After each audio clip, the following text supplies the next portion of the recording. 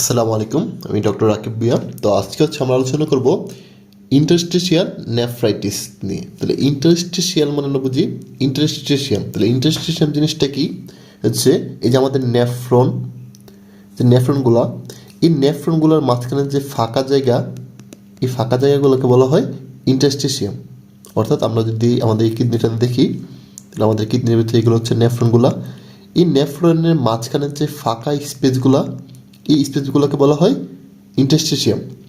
Nephritis মানে কি, nephron মানে নেফ্রন, আর আইটিস মানে ইনফ্লামেশন। অর্থাৎ এই ইন্টারস্টিশিয়ামে থাকা যে নেফ্রনগুলোর ইনফ্লামেশনকে বলা হয় ইন্টারস্টিশিয়াল নেফ্রাইটিস।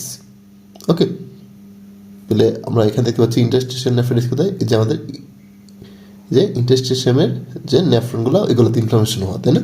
তাহলে প্যাথোফিজিওলজিটাকে আমরা যদি একটু বোঝার চেষ্টা করি, ইন্টারস্টিশিয়াল নেফ্রাইটিসের প্যাথোফিজিওলজিটা কি, যেটা হচ্ছে প্রথমে কী হবে, এখানে ইনফ্লামেশন অফ দ্য ইন্টারস্টিশিয়াম। অর্থাৎ ইন্টারস্টিশিয়াম এখানে কী হবে, ইনফ্লামেশন হবে। যে কোনো কজ হইতে পারে, যেমন ড্রাগের কারণে হইতে পারে, ইমিউন কারণ হইতে পারে, ইনফেকশন কারণ হইতে পারে, টক্সিক কারণ হইতে পারে। তো প্রথমে কী হবে, এখানে ইনফ্লামেশন হবে। তাহলে ইনফ্লামেশন হওয়ার পরে এই ইনফ্লামেশনটা কী করবে, এই ইন্টারস্টিশিয়ামে থাকা যে নেফ্রনগুলো, এই নেফ্রনগুলোতে ছড়াই যাবে। তো কী ডেভেলপ করবে, ইন্টারস্টিশিয়াল নেফ্রাইটিস। দেন এগুলো কী করবে, এখানে থাকা যে টিউবুলস, রেনাল টিউবুলস, এই রেনাল টিউবুলসে কী করবে, তারা ইনফ্লাম করবে। Proximal convoluted tubule, loop of Henle, distal convoluted tubule, এই টিউবুলগুলোতে কী হবে, ইনফ্লামেশন করবে। তো টিউবুলে যদি ইনফ্লামেশন হয়, তখন টিউবুলে কী হবে, ডিসফাংশন হবে। অর্থাৎ টিউবুলের যে ফাংশনগুলো ছিল, সেই ফাংশনগুলো আর কাজ করবে না। তাহলে টিউবুলের ফাংশন কী ছিল, রিঅ্যাবজর্পশন করা, সিক্রেশন করা বা রিঅ্যাবজর্পশন করা, তাই না? তাহলে কী হবে, ডিক্রিজ টিউবুলার ফাংশন। তাহলে টিউবুলার ফাংশনে কী হবে, টিউবুল দিয়ে যে রিঅ্যাবজর্পশন হতো সেগুলো কী হয়ে যাবে, কমে যাবে। তাহলে আমরা যদি একটু দেখি, আমরা জানি যে আমাদের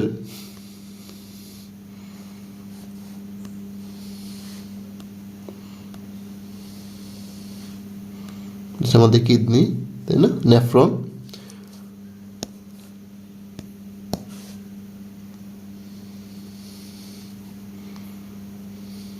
ওকে। তো আমরা জানি যে এদিক দিয়ে যখন ফিল্ট্রেশন হয়, তখন এই কিডনি দিয়ে যাওয়ার পরে এদিক দিয়ে গেলে কী হয়, তৈরি হচ্ছে ইউরিন। তো এই যে যাওয়ার পথে কী হয়, আমাদের এই যে টিউবওয়েল সেলগুলো দিয়ে কী হয়, তারা রিঅ্যাবজর্পশন হয়ে বডিতে চলে আসে, তাই না, বডিতে চলে আসে।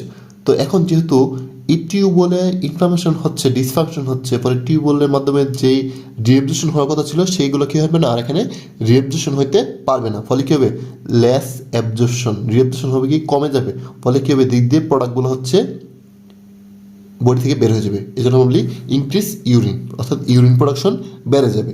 তো দেখো, এখানে কিডনিতে ইনফ্লামেশন হচ্ছে, অর্থাৎ কিডনিতে ইনজুরি হচ্ছে, অর্থাৎ একে ডেভেলপ করতেছে, বাট এখানে কিন্তু ইউরিন প্রোডাকশনটা কিন্তু বেড়ে যাচ্ছে, মানে ইউরিন প্রোডাকশন কমে যাচ্ছে না। আমরা জানি নর্মালি একেতে কী হয়, একুট কিডনি ইনজুরিতে কী হয়, ইউরিন প্রোডাকশন কমে যায়, অর্থাৎ অলিগুরিয়া ডেভেলপ করে। বাট এখানে দেখো ইউরিন প্রোডাকশন কিন্তু বাড়তেছে, তাই না? তাহলে এখানে একে হওয়া সত্ত্বেও কী হচ্ছে, ইউরিন প্রোডাকশন বেশি। এই জন্য বলা হয় যে ইন্টারস্টিশিয়াল নেফ্রাইটিসে কী হয়, নন অলিগুরিক একে, অর্থাৎ এখানে একে ডেভেলপ করতেছে, বাট অলিগুরিয়া হচ্ছে না। এখানে কি হচ্ছে, ইউরিন প্রোডাকশন বাড়তেছে। কেন? কারণ এই যে টিউবুলার সেলের ডিসফাংশনের কারণে টিউবুলার সেলগুলো দিয়ে কী করতে পারতেছে না, প্রোডাক্টগুলো রিঅ্যাবজর্ব করতে পারতেছে না। ফলে এটা কী করছে, টিউবুল দিয়ে এক্সক্রিট হয়ে, অর্থাৎ ইউরিন প্রোডাকশন করতেছে। তাহলে আমরা ইন্টারস্টিশিয়াল নেফ্রাইটিস প্যাথোফিজিওলজি বুঝতে পারলাম। এবং তাহলে আমরা এখানে একটা জিনিস কী পেলাম, যেখানে কী পাওয়া যায়, নন অলিগুরিক একেআই, নন অলিগুরিক একেআই। এবার আসি ইন্টারস্টিশিয়াল নেফ্রাইটিসের কজগুলো কী কী আছে। তাহলে ইন্টারস্টিশিয়াল নেফ্রাইটিসের কজগুলো যদি আমরা একটু দেখার চেষ্টা করি, প্রথম হচ্ছে অ্যালার্জিক। অ্যালার্জিটা কী জন্য, ড্রাগ। অ্যালার্জিটা কী কারণে, ড্রাগ। তাহলে কী কী ড্রাগ আছে দেখো, পেনিসিলিন, পিপিআই, এনএসআইডি। কী মনে রাখবা, পেনিসিলিন, পিপিআই, এনএসআইডি। ওকে, তাহলে এই ড্রাগগুলো কী করে, ইন্টারস্টিশিয়াল নেফ্রাইটিস। এছাড়া মেথালজিন আছে, যে হচ্ছে ডিলেট, মানে এটা পরবর্তীতে মানে অনেক পরেই হচ্ছে ইন্টারস্টিশিয়াল নেফ্রাইটিস করে। ওকে, তারপর হচ্ছে ইমিউন রিজন, ইমিউন কজ কী আছে, সে হচ্ছে autoimmune nephritis plus minus uveitis. Autoimmune nephritis, তার সাথে ইউবিটিস থাকতে পারে, নাও থাকতে পারে। তারপর হচ্ছে ট্রান্সপ্লান্ট রিজেকশন। তারপর সেই ইনফেকশনের মধ্যে কি আছে? Acute bacterial pyelonephritis, leptospirosis, tuberculosis, hantavirus. Okay, তাহলে আমরা মনে রাখবো কি অ্যাকুট ব্যাকটেরিয়াল পাইলোনেফ্রাইটিস, টিউবারকুলাইটিস, কিলোসিস, তারপর লেপ্টোস্পাইরোসিস। তারপর হচ্ছে কিছু টক্সিক কি আছে?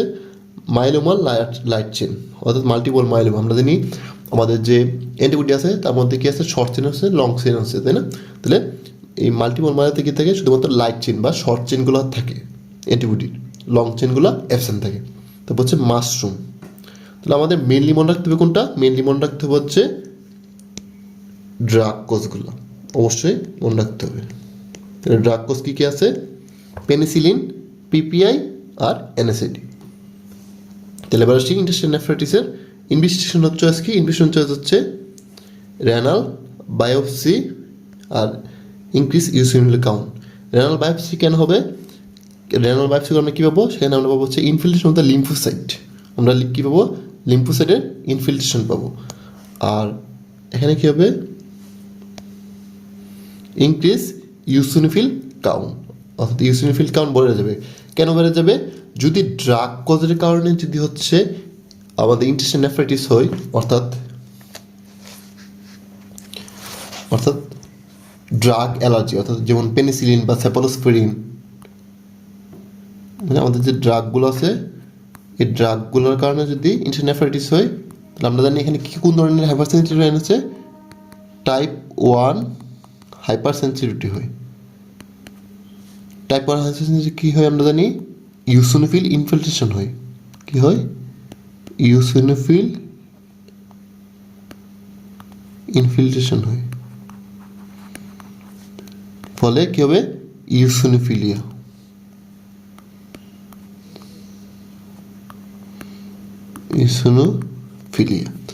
অর্থাৎ ড্রাগ কজ, অর্থাৎ পেনিসিলিন, তারপর হচ্ছে পিপিআই এবং এনএসিডি যখন আমরা খাবো তখন এগুলো কী হবে? আমার বডিতে টাইপ 1 হাইপার সেন্সিটিভিটি হচ্ছে তৈরি করবে। ফলে আমরা জানি টাইপ 1 হাইপার সেন্সিটিভিটি কী হয়? ইউসিনোফিল ইনফিল্ট্রেশন হয়। ফলে কী হবে? ইউসিনোফিল হবে, অর্থাৎ ইউসিনোফিল কাউন্ট বেড়ে যাবে। ইউসিনোফিল কাউন্ট কী হবে? বেড়ে যাবে। এই জন্য আমরা কী পাই? ইনভেস্টিগেশন করলে আমরা হচ্ছে যদি আমরা সিবিসি করি তখন আমরা কী দেখবো? সেখানে ইউসিনোফিল কাউন্ট বেশি পাবো। ট্রিটমেন্ট কি? ট্রিটমেন্ট হচ্ছে যে ড্রাগের কারণে ইন্টেস্টাইনাল নেফ্রাইটিস হচ্ছে সেখানে আমরা কী করবো? এই ড্রাগটাকে হচ্ছে আমরা কী করবো? ড্রাগটাকে হচ্ছে আমরা উইথড্র করবো। ড্রাগটা আমরা কী করবো? উইথড্র করবো। তাহলে উইথড্র অফ দ্য ড্রাগ। দেন কী করবো আমরা? যেখানে ইনফ্লামেশন হচ্ছে তাহলে আমরা কী করতে হবে? অ্যান্টি ইনফ্লামেটরি ড্রাগ দিতে হবে। সেটা কি? High dose glucocorticoid. ওকে, তো এই ছিল আমাদের অ্যাকুইট ইন্টেস্টাইনাল নেফ্রাইটিস। এবার আসি ক্রনিক ইন্টেস্টাইনাল নেফ্রাইটিস। ক্রনিকটা কখন? ক্রনিকটা হচ্ছে যদি অ্যাকুইট কজটা যদি রিজলভ না হয় তখন কী হবে? ক্রনিক ইন্টেস্টাইনাল নেফ্রাইটিস ডেভেলপ করে, অর্থাৎ ক্যারেক্টারাইজড বাই রেনাল ডিসফাংশন। এটা কখন হবে? যদি acute intestinal nephritis does not resolve, অথবা associated injection of the various toxin and drug, অর্থাৎ ড্রাগ বা টক্সিনের কারণে যে অ্যাকুইট ইন্টেস্টাইনাল নেফ্রাইটিস হয় সেগুলো যদি রিজলভ না হয় তখন এগুলো কী হয়? ক্রনিক ইন্টেস্টাইনাল নেফ্রাইটিসে হচ্ছে কনভার্ট হয়ে যায় বা পরিণত হয়। তাহলে এখানে ক্লিনিক্যাল ফিচার কি? Most of the patient with chronic present with adult with CKD. তারা কী নিয়ে প্রেজেন্ট করে? অ্যাডাল্ট লাইফে সিকিডি নিয়ে ডেভেলপ করে। তো এই জিনিসটা আমাদের মাথায় রাখতে হবে যে ক্রনিক ইন্টেস্টাইনাল নেফ্রাইটিসের পেশেন্টরা কী করে? অ্যাডাল্ট লাইফে কী করে? তারা সিকিডি নিয়ে প্রেজেন্ট করে। এবং তাদের এছাড়া কী থাকে? পলিউরিয়া, নক্সুরিয়া, হাইপারটেনশন, এবং তারা কী থাকে? তারা হচ্ছে একেরিক্স থাকে। ওকে, তো এদের আমরা যদি রেনাল বায়োপসি করি কী পাবো? Infiltration of the renal parenchyma by lymphocyte, plasma cell and macrophage. আমরা জানি যে কোনো ধরনের ক্রনিক ইনফ্লামেশনে কি আমরা কী পাই? আমরা কোন সেল পাই?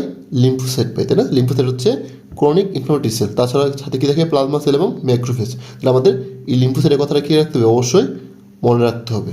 ওকে, কারণ আমরা জানি লিম্ফোসাইট হচ্ছে একটা ক্রনিক ইনফ্লামেটরি সেল। এই যে সবসময় মনে রাখবা, যে কোনো ধরনের ক্রনিক ইনফ্লামেশন আমরা কী পাই? লিম্ফোসাইট পাই।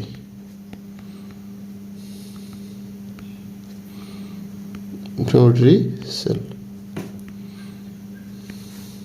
ওকে, ম্যানেজমেন্ট আমরা কী করবো? ম্যানেজমেন্ট হচ্ছে যেহেতু এখানে ড্রাগের কারণে হইতেছে, আমরা কী করবো? উইথড্র দ্য ড্রাগ, এবং যেই কস্টটা প্রাইমারি কস্টটা এটাকে কী করতে হবে? আমাদের ট্রিটমেন্ট করতে হবে।